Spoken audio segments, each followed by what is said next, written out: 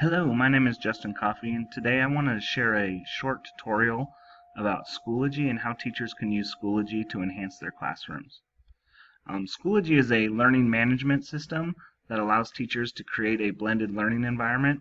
So this is why I think Schoology is important for teachers who are looking to integrate technology into their classroom, because it really allows them to create that blended environment, kind of that mix between an online course and a meet in person, face to face, brick and mortar course. Schoology also allows teachers to share files, links, messages, assignments, and quizzes with students in a quick and easy mode that students are kind of used to. It's a little bit like Facebook, that students are used to that type of platform. Schoology is also very user-friendly and available online or as an app on your mobile devices, both Apple and Android. My objective of this tutorial is so that the viewer will be able to create a Schoology account, create a new course, and begin adding resources to their online platform. Also, this video is intended for teachers and/or instructional coaches who want to learn more about creating a blended classroom with new technology.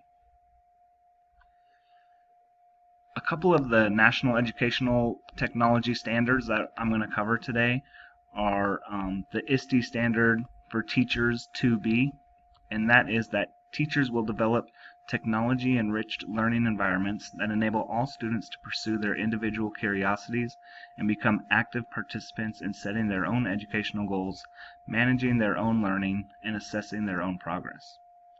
Also, the ISTE standard for coaches, 3B, coaches will maintain and manage a variety of digital tools and resources for teacher and students' use in technology-rich learning environments.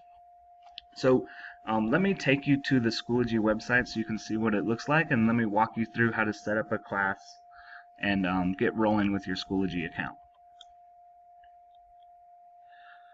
So when you come to Schoology, this is what the login page looks like, and if you're new to Schoology, you would of course click on the sign up button, let them know that you're an instructor, and create an account. All you need is your name, email address, and you just need to create a password. So once you've done that, you'll be able to log in. Let me go ahead and log in here.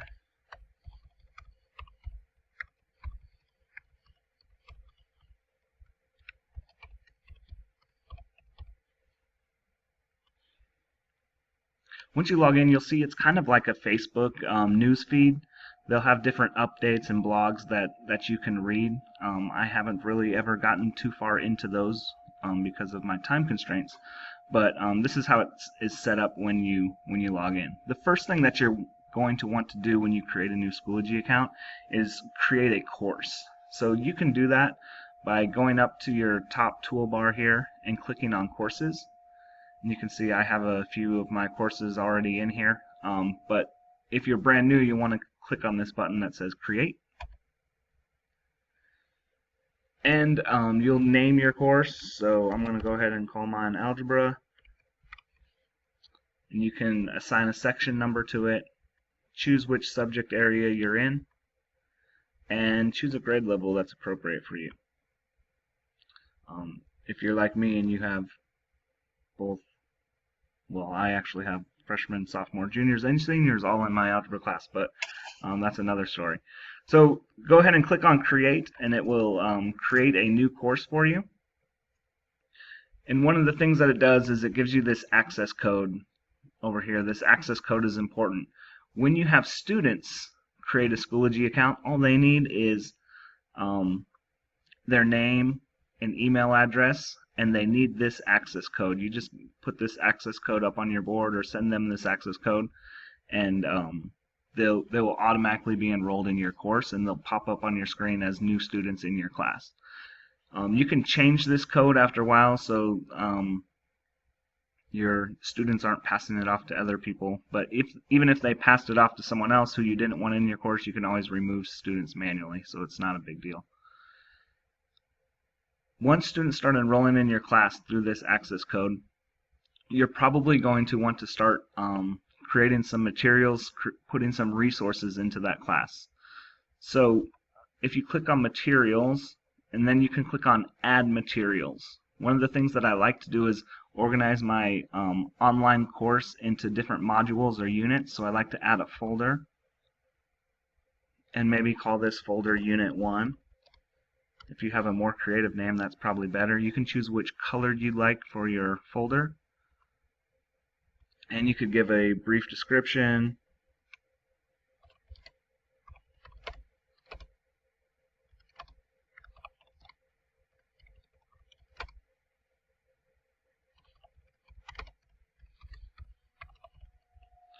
So in my Unit 1, we'll explore linear equations.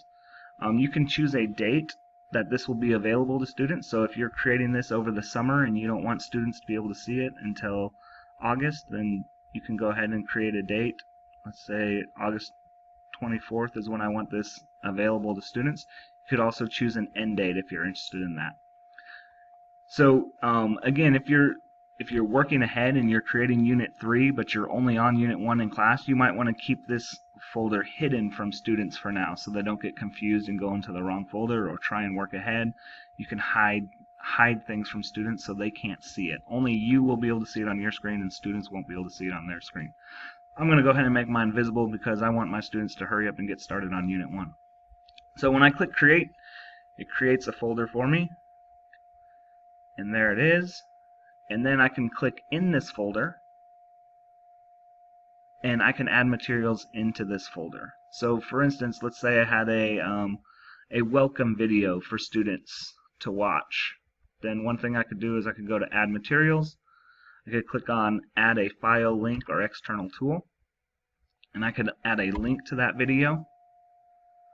And I just paste my URL into this section right here. I could name it welcome video. And again, it gives you some options about do you want to make this visible or hidden to students.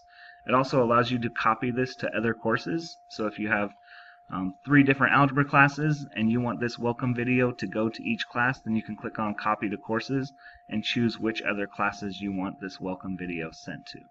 So that's kind of nice when you have multiple sections of a class and you're not having to redo it for each section.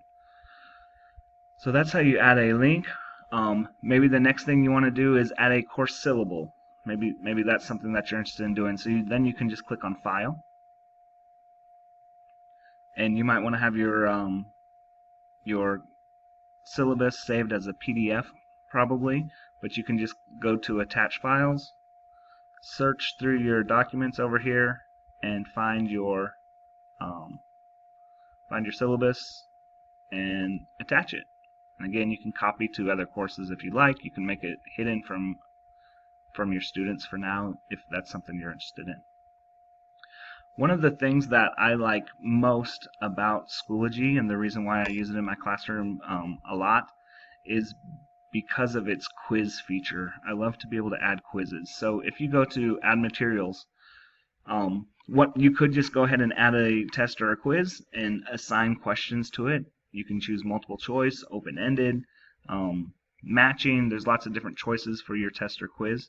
But what I like to do for my particular class is, instead of adding a test or a quiz, I like to, of course I don't see it here. What I like to do is go to my resources, and you can have personal resources, public resources, group resources, all kinds of resources. But in my personal resources, I like to add a resource, and I add a question bank. And so what this allows me to do is create a question bank of 50, 100 questions, depending on how I'm feeling that day. And I create a bank of a lot of questions. And then when my students take a quiz, I ask the quiz to just pick 10 random questions from that bank. And so this has really helped me with any cheating that may have been going on. It also allows me to give the same assessment to students multiple times, because each time they take the assessment, they're getting a new set of questions. So that's been really helpful for me. And I really like that I can add a question bank, and then when I create a quiz, I just ask it to take questions from that bank. So those are the resources that I use most. You can see I have a lot of question banks and quizzes that I've added to my classes. If you want to take a look at one of my classes that I have going on right now, I don't have a whole lot of things in my folder right now because we're working on a big project. But you can see on my page here, I have Unit 0, Unit 1, Unit 2, and Unit 3 all hidden from students right now, so that's kind of why they look ghostly. Those ones my students can't see. The only thing that my students can see right now is Unit 4. And in Unit 4, I have a few resources for my students. I have another folder called Exponents and Radicals. We worked on those for a while. So I have a quiz and a video that they could watch. And then I also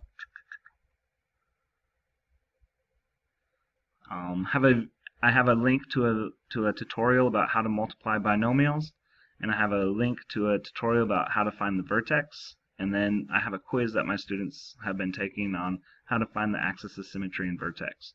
So these links, when they click on a link, it will bring them to a video that I created.